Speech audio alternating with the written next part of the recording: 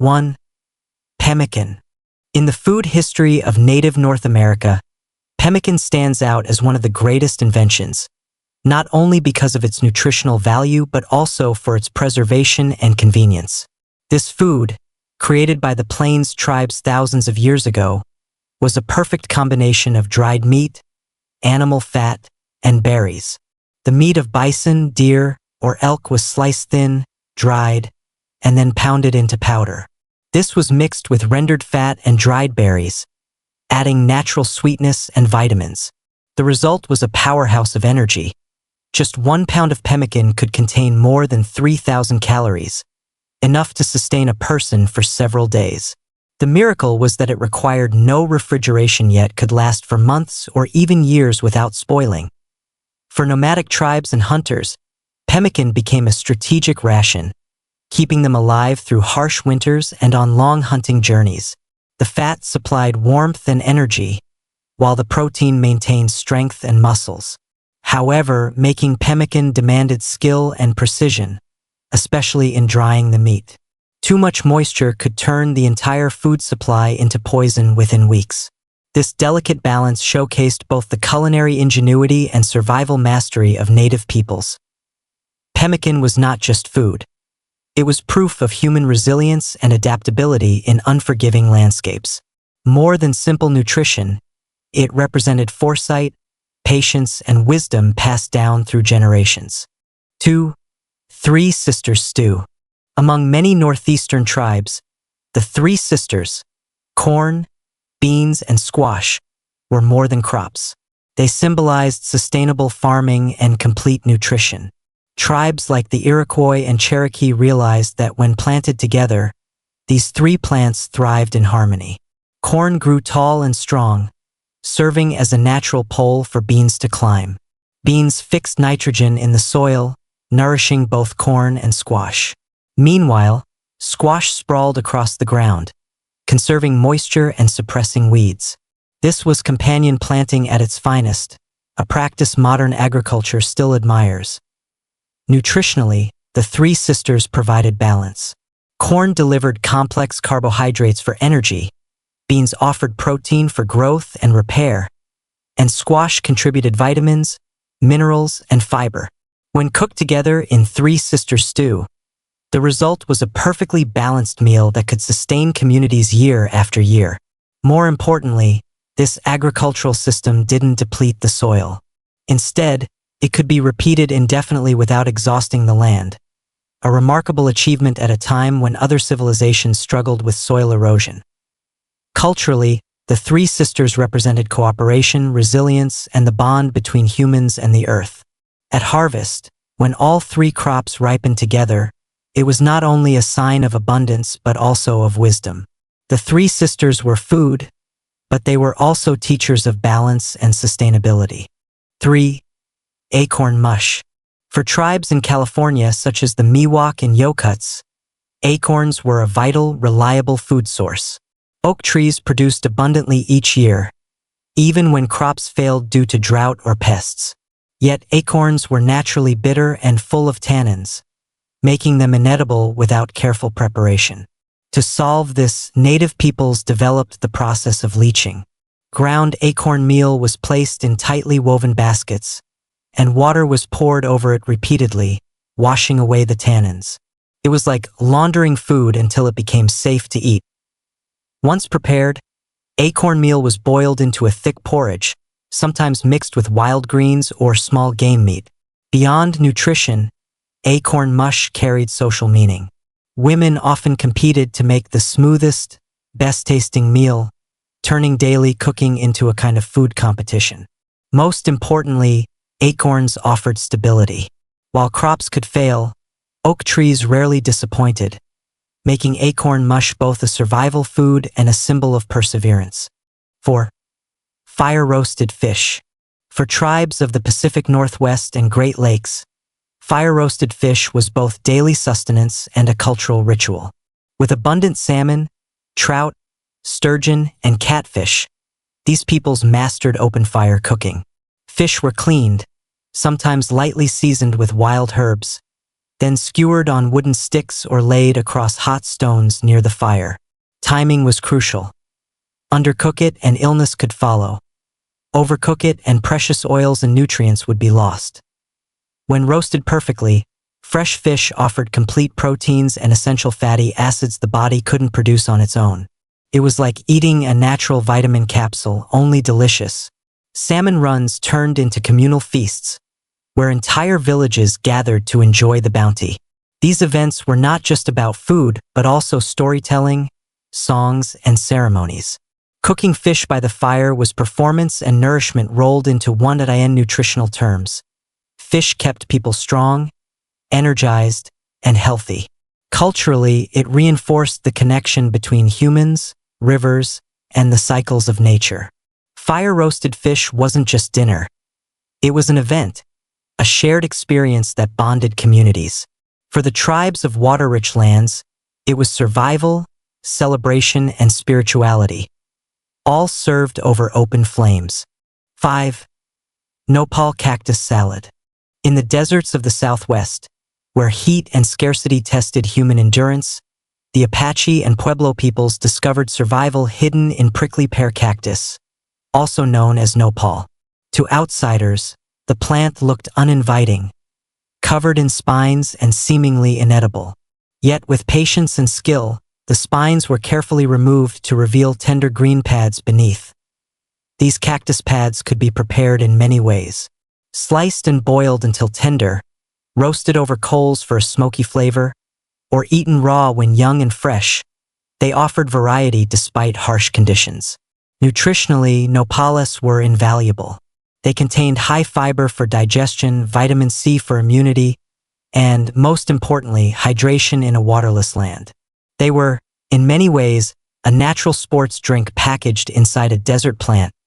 What's more, the taste was surprisingly pleasant. Slightly tart, crisp, and refreshing, like a hint of lemon. Nopal cactus salad was not just food but survival disguised as flavor. In turning one of the harshest plants into nourishment, the Apache and Pueblo peoples showed remarkable ingenuity. They transformed a symbol of adversity into a life-sustaining ally. 6. Seal and whale blubber. In the Arctic, survival depended on fat. For the Inuit and other northern peoples, seal and whale blubber was life itself. This high-calorie food could be eaten raw, boiled, or fermented depending on the season. To outsiders, the idea of eating raw blubber might seem extreme, but in treeless regions where fuel was scarce, cooking was often impractical. Eating it raw conserved energy while delivering immediate nourishment. Blubber provided thousands of calories per serving, along with essential omega-3 fatty acids that kept heart strong and brain sharp. It was survival fuel, concentrated warmth in edible form. Fermented blubber went a step further, creating beneficial bacteria much like probiotics today, improving digestion and adding vital vitamins. Some pieces were even cut into small cubes and eaten almost like candy. Beyond nutrition, blubber embodied adaptation. It allowed humans to thrive in a place where most life would perish. To the Inuit, it was more than food. It was connection to the animals they relied on and gratitude for survival itself. Blubber wasn't indulgence. It was endurance, the very reason life could exist in one of the harshest climates on Earth. 7. Wild rice and duck soup. Among the Great Lakes tribes such as the Ojibwe and Menominee, wild rice and duck soup was both culinary art and essential sustenance. Wild rice, technically an aquatic grass seed, was harvested with precision. Two people worked a canoe. One paddled gently while the other used wooden sticks to bend stalks and knock ripe grains into the boat. It was almost like a water ballet, graceful yet practical. But humans weren't the only harvesters. Wild ducks competed for the same nutritious seeds. Once gathered, wild rice was cooked with duck or other waterfowl, creating a dish rich in protein, complex carbohydrates, fiber, and minerals. Wild rice contained more protein than regular rice, plus lysine, a rare essential amino acid in grains. Combined with duck's fats and proteins, the soup became a complete, filling meal ideal for cold northern winters. The flavor matched the nutrition. Nutty, earthy rice blended with savory duck broth. Beyond its taste, the dish carried deep cultural meaning. It was often prepared for festivals or harvest gatherings, where families and friends shared not only food but also songs, stories, and traditions. Wild rice and duck soup nourished bodies, but more importantly, it nourished identity and community bonds. 8. Fresh bison liver. For Plains tribes, fresh bison liver was the most prized food after a successful hunt. The moment a massive bison fell, its liver was removed and eaten raw on the spot. This wasn't just about taste, it was about accessing peak nutrition. Fresh liver contained extraordinary levels of iron, vitamin A, vitamin B12, and proteins, making it a natural multivitamin unmatched by modern supplements. Eating the liver followed strict cultural protocols. The best hunters, elders, pregnant women, and children were given the first portions to ensure strength and well-being. It was both reward and responsibility, distributing nutrition where it was needed most. Symbolically, consuming fresh bison liver was believed to transfer some of the animal's strength and spirit to the eater, deepening the bond between human and beast. To outsiders, raw organ meat might seem unsettling. But for the Plains tribes, it was sacred. The act represented respect for the animal, acknowledgement of life taken, and celebration of the nourishment it provided. Bison liver was food, medicine, and ritual all at once. It was survival elevated to ceremony, proof that nutrition and spirituality could live in the same moment. 9. Bone broth. Among native tribes, nothing was wasted, not even bones. After hunts, large bison and deer bones were cracked open for marrow, then simmered for hours to extract every drop of nutrition. Cooking vessels varied: clay pots, stone-lined pits, even animal stomachs repurposed as natural cooking bags. The long process broke down collagen into gelatin and released minerals like calcium and phosphorus, creating a broth that was both healing and sustaining. Bone broth was survival alchemy, transforming discarded remains into liquid gold. During lean times, this broth provided warmth, nourishment, and energy. Some tribes concentrated it into a gel that could be dried and stored for months, ready to be reconstituted into soup later. It was efficient, practical, and life-saving. 10. Maple syrup and cakes. For northeastern tribes, maple syrup was sweetness drawn directly from the earth. As winter ended and days grew warmer, maple trees produced clear sap. Tribes tapped the trunks, collected sap in wooden bowls or bark containers, and boiled it for hours until it thickened into syrup.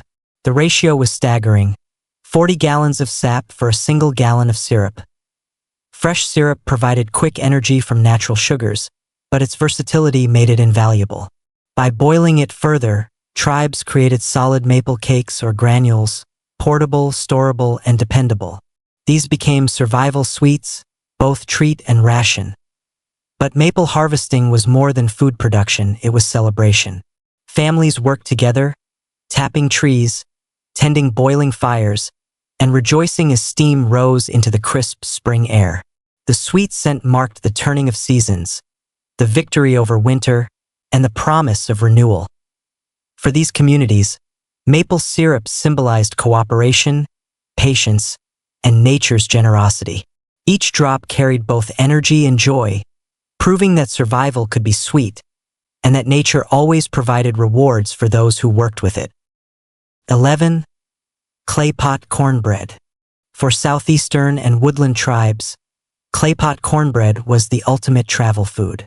Made from nixtamalized cornmeal mixed with water, and sometimes enriched with animal fat or seeds, it was poured into clay pots and baked slowly over embers. The result was a dense, durable bread that lasted far longer than ordinary loaves. Its portability made it invaluable. Cornbread could be eaten dry like rations, or softened with water or broth into a quick meal. Basic versions used just cornmeal and water, while richer ones added fat for extra calories and flavor. By using clay pots, tribes created a portable oven that required no permanent kitchens, perfectly suiting their mobile lifestyles. clay pot cornbread was more than food. It was foresight, resilience, and simplicity. It fueled hunters, travelers, and families across vast distances and harsh seasons, proving that survival sometimes comes in the form of the humblest loaf. 12. Pumpkin and wild herb soup. In northeastern tribes, pumpkin and wild herb soup was both clever and nourishing. When autumn arrived, large pumpkins were harvested, hollowed out, and turned into natural cooking pots. Inside, people added broth, beans, wild greens, and sometimes meat. The pumpkin was then placed near coals to slow cook for hours as the soup simmered. The pumpkin's walls softened, blending their sweet flavor into the broth. When ready, the entire pumpkin, including the vessel itself, became part of the meal. It was sustainable, efficient, and flavorful. A single pumpkin could feed an entire family, making it perfect for communal meals. Wild herbs like wild onions, garlic, or sage added variety and regional character. This dish reflected both practicality and creativity, turning food into cookware, then cookware back into food. For these tribes, pumpkin soup wasn't just sustenance. It was a seasonal celebration, a reminder of nature's abundance and the community's ability to transform harvest into warmth, flavor, and togetherness.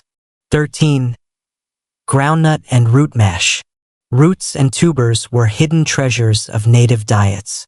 Eastern woodland and Pacific Northwest tribes relied on plants like groundnut, protein-rich tubers along vines, and camas, a starchy root. But knowledge was critical. Edible camas closely resembled deadly death camas, making identification a life or death skill. Elders taught this knowledge carefully, passing it down with caution and respect. Once safely gathered, roots were roasted, boiled, or mashed into a thick paste known as root mash. In spring, young shoots were tender and sweet. In fall, mature tubers were rich in stored energy, perfect for winter survival. Nutritionally, roots provided vital calories, starch, and in some cases, protein. Culturally, they represented wisdom, patience, and deep familiarity with the land. Root mash was humble but dependable, proof that even underground, nature offered abundance for those who knew where and how to look. 14. Communal stews. Across native societies, communal stews were more than meals. They were traditions of unity. Into one large pot went whatever the community had: dried meat, fish, corn, beans, or fresh greens depending on the season. In winter, stews relied on stored foods. In spring, they featured new plants and fish. This mix created not only flavorful dishes but also nutritionally complete meals. Yet the true value of communal stews lay in their social role. While pots simmered over fires, people gathered around, sharing stories, songs, and lessons with the younger generation. Each person contributed an ingredient, and each person received nourishment in return. It was food as cooperation, sustenance as culture.